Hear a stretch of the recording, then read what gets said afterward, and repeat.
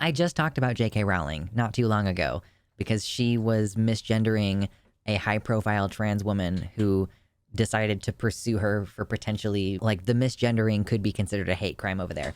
It's not considered a hate crime, at least not. I don't actually know if it's not literally a hate crime, but they chose not to treat it as such when India was the name of that woman, went to the police to try to get J.K. Rowling. Yeah, it's labeled as a hate incident, which is not a hate crime. Different thing. And now, here we are again. She just can't stop. I try not to think about her that much, but here we are. Now she's doing Holocaust denialism, which we all know that gender criticals are fash. Like, they are. Those are the beliefs that they have. That's how they act. That's who they're friends with.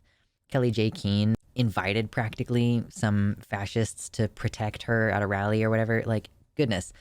So it's not a surprise, okay? It's not terribly surprising, but still, you know, like, holy cow. These things escalated. Like, wow, that escalated quickly. The meme. Someone posted, the Nazis burnt books on trans healthcare and research. Why are you so desperate to uphold their ideology around gender? This is a really salient point because the Nazis spoke about trans and gay people. Primarily, they were talking about gay people, but they did speak badly about transvestites as well. That's what they would have been called at the time. They would say things like, oh, it's a social contagion. We need to keep it out of our schools. We need to keep it away from our kids. These people are degenerates. Like, all of the same things that Nazis would say about gay men and trans people are also being said today by TERFs. So it's like, why do you support the Nazi ideology on gender is basically the question. And it's a fact that Nazis burned books on trans healthcare and research. But tell that to a TERF, and this is how you can guarantee they're going to respond. How? How did you type this out and press send without thinking, I should maybe check my source for this because it might have been a fever dream? This is a thing I think about both fascists and gender criticals. They are, like, almost ideologically opposed to educating themselves and actually researching history. Like, for J.K. Rowling to say that it's a fever dream that Nazis got a bunch of students riled up to go burn all of the books and potentially beat up and kill people who were there. Like, there was a raid on this clinic, or I guess it's like the Institute for Sexual Study is what it was called if you translate it into English. Hirschfeld, Magnus Hirschfeld was the guy, and like, he was not unproblematic. He also had weird beliefs and stuff, but he was also like pro-trans. He would write a little medical card for trans people saying, I'm legally allowed to cross-dress because cross-dressing was illegal in Weimar, Germany. So yeah, imagine being that smug with literally no justification. It takes one Google search. You can just go to Wikipedia, literally Wikipedia. If you're enjoying this video, hit the like button, maybe subscribe, hit all notifications if you want. Feel free to check out the links in the description. You might find some merch you like, or you can hit up the Patreon to support the content and find free stuff. So obviously, just a slew of people have been responding to this. I feel like that's a really even 3.5K responses versus 3.7K retweets. And some of those retweets, you bet, are going to be quote tweets disagreeing with her. So Alejandra Caraballo points out, you're engaging in Holocaust denial, Joanne. Research revealing how the Nazis targeted trans people. A German court acknowledges the possibility that trans people were persecuted by the Nazis. September 21, 2023. So just last year, this Smithsonian article was written. Obviously, this is about Magnus Hirschfeld, the Nazi student group, burned the books. Hirschfeld died later, not then, but like, yeah, Nazi propaganda attacked him for a while because of his relation to gay and trans people. And this is how Joanne responds. She says, neither of your articles support the contention that trans people were the first victims of the Nazis or that all research on trans healthcare was burned in 1930s Germany. You are engaging in lying, Alejandra. Notice the immediate goal shift. First victims? I'm sorry.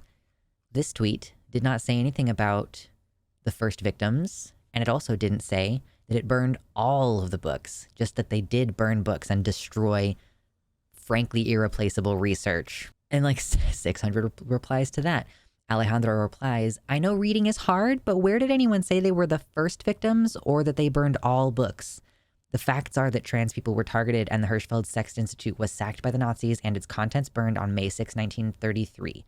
Holocaust Memorial Day Trust link. Like, okay, if you don't trust Wikipedia. And then she brings up a different tweet than the one she's initially responding to. Says, you not knowing that trans people were the Nazis' first targets does not make telling you about it a fever dream. We lost basically all research on trans health because the Nazis burned it all down. Like, okay, that's a different tweet. Maybe from the same person, but that's not what you're responding to. And telling Alejandra that she's lying for not proving a point that you weren't making. Okay, cool, whatever.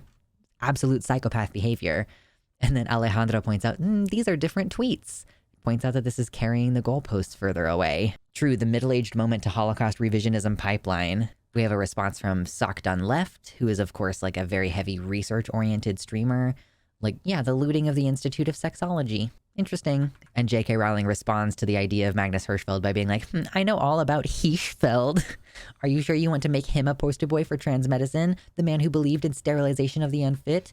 Like, we're not saying that he was unproblematic, but we are saying that he was engaging in support and research of trans people and that the research was destroyed. We're not like using Hirschfeld as a shield. I don't give a shit about him as a person. That's not the point.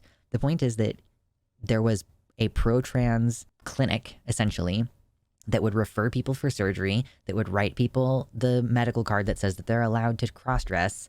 And I'm saying that within the context of the time, like cross-dress. But what kind of defense is this? Why do you think that this is a defense against the point being made? You're shifting the focus. Now we're talking about Hirschfeld, the man. Okay, well, but we're not talking about the Nazi ideology, which is where we started.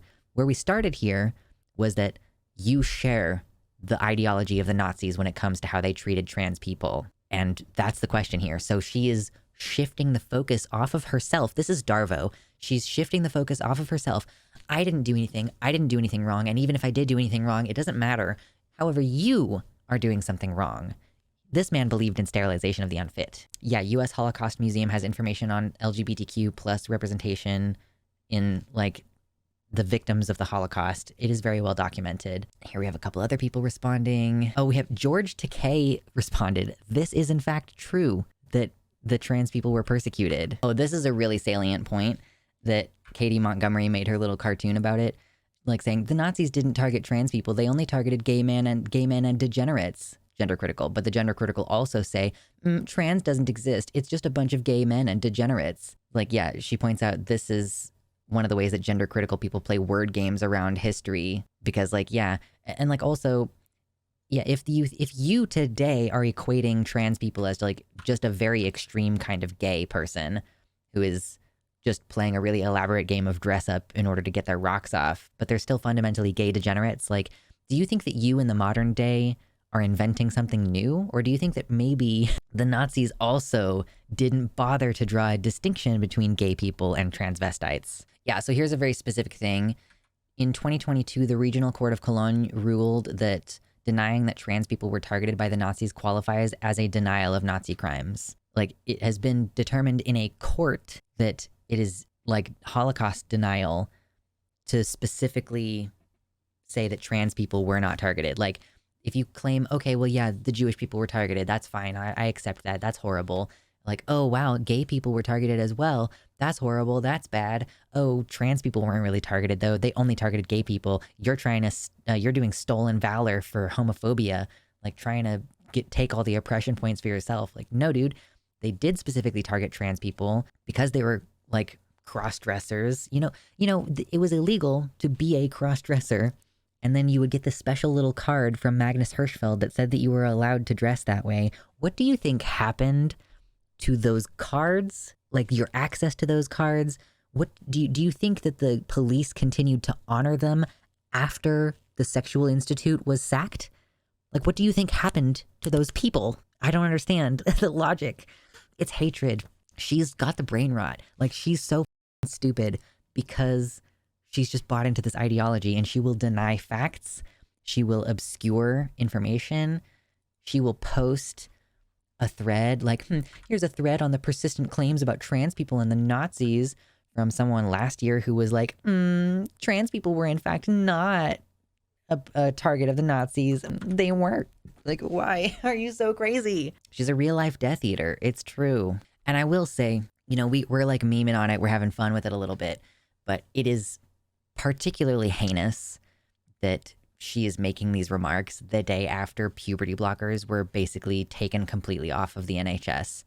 You know, trans youth who are seeking medical care, I don't know if they're still allowed to get cross-sex hormones. You know, like if a 14-year-old comes in, if they got on the wait list when they were 11 years old and now they're being seen at age 14, do you just give that kid cross-sex hormones? They're taking away the option for puberty blockers. Just like many places in the US are making it illegal, it's not strictly illegal in the UK, but you would have to pay a lot of extra money in order to get it from a private healthcare provider.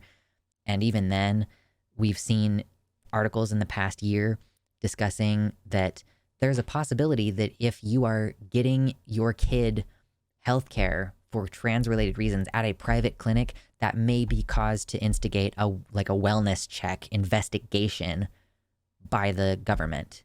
So it's not strictly illegal, but it is going to be policed in an increasingly draconian way. Oh, and no, they would not be able to be on HRT because one of the requirements for cross-sex hormones is having been on blockers for at least a year. So they're just gonna they're basically saying that kids are not allowed. You might be able to get puberty blockers if you agree to be part of a medical study. Amazing. Yeah, they're gonna like, you know, we need to collect more data. There's never gonna be such thing as enough data because people have been using puberty blockers both for precocious puberty and to address gender dysphoria for like longer than I've been alive.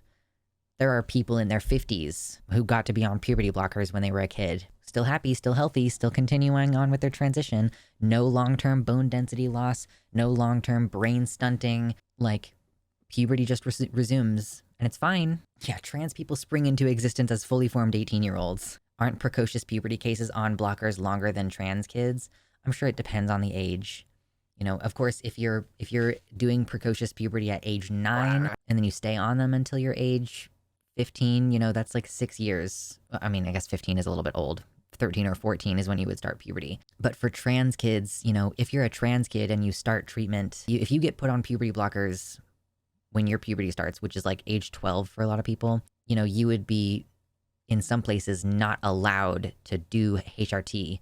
So you would be on the blockers for like 6 years, which is kind of a long time. Thank you so much, Charlotte, for the $10 dono. Once upon a time, I was a diehard Harry Potter fan.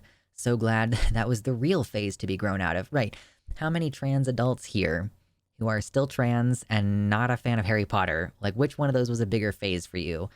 Harry Potter was very much a phase for me, and it's quite strange when folks make it a trait of their personality. Yeah, no science exists that proves the efficacy of puberty blockers because la la la la la la, I'm not listening to you presenting evidence. That's all day. Just constant la la la la la la la la la. That's what they do. Some people have even started calling it irreversible puberty blockers, as if that makes it true. Yeah, I've started to see this rhetoric now.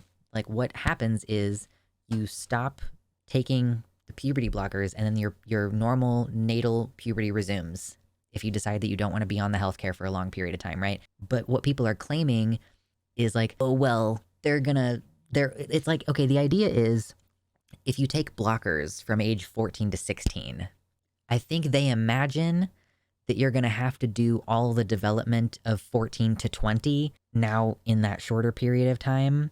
Like, I think the logic is that it will not follow the same timeline simply because you are older. Like, you will suddenly not be able to reach your full height because it's happening later. I guess the assumption is that by the time you reach a certain age, you'll stop developing or something. Like, I don't know what the logic is. Yeah, my mistake here is assuming that there is any logic whatsoever. That's my bad.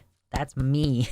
That's on me. The idea of being a downtrodden kid who is invited to a magical world where he is special. Like, of course, a lot of hurt and abandoned kids resonated with Harry. Of course, a lot of kids who were being bullied and kids who didn't have supportive families and kids who were had difficult relationships with their cousins. Of course, we all found some kind of acceptance in Harry Potter. It's insane that she's so anti-trans when her story is about a little boy coming out of a closet, you know? Yeah, writes a book about a kid that gets to come out of the closet he lives in under the stairs, joins a magical world full of people like him.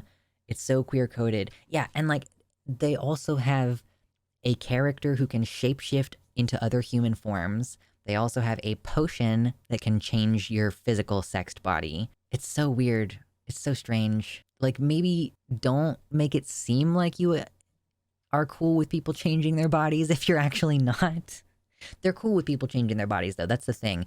When we were reading that Chaya Raichik or watching that interview, and she's like, she's gonna posit that it's okay for 16-year-old girls to get boob jobs because she's not against boob jobs. She's against gender ideology.